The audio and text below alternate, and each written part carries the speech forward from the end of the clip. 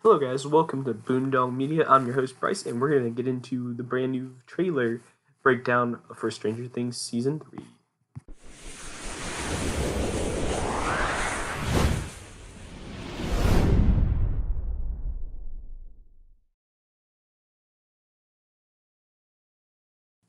Hey, guys. Season 3 of Stranger Things trailer has dropped, and we cannot be any more excited. The tones, you have both your tones. You get the lightheartedness and the dark tones in this trailer.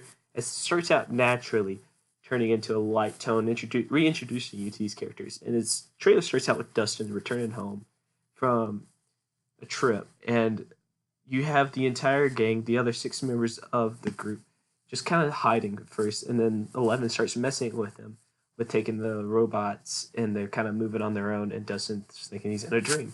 And next thing you know, the first joke is out, and you got Lucas run right into his face and get a pepper sprayed.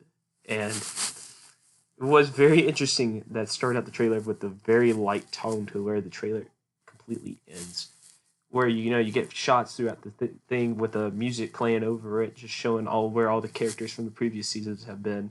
You see everybody whether they're in ups or downs, and just for especially the kids, you see them bonding, uh, even more. Especially with the new character Max, and you still even see her brother in there, Billy, which is interesting because he's even got his own little part in the trailer, whether that's for just a couple seconds of him being a lifeguard at the pool.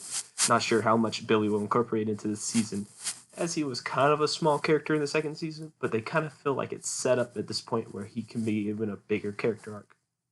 Given a bigger character arc in in this following season, and you kind of just see Winona Ryder's character Joyce kind of just sitting there, she's kind of distraught. We don't know when exactly that is, and David Harbour's character is kind of flipping all over the place. You kind of see him in other gigs, and then finally near the end, one of his last scenes in the trailer, you see him in the sheriff costume, but we don't know where currently his character is at this point of this season, or where he is in the story, whether that's because he's left or what.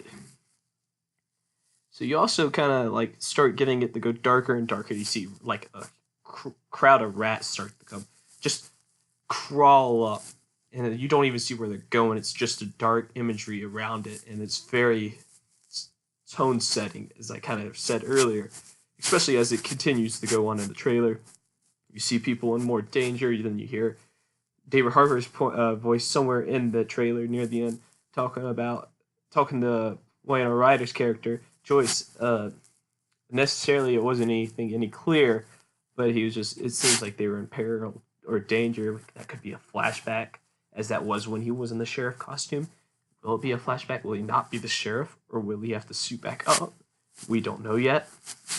And also, Joe Carey was probably the best part of this trailer, as he does, and I will get back to the dark tone in a minute, but he does carry the fact that he's gonna bring more light home tone, which Steve, his character, is always one of the best parts to look forward to in the series.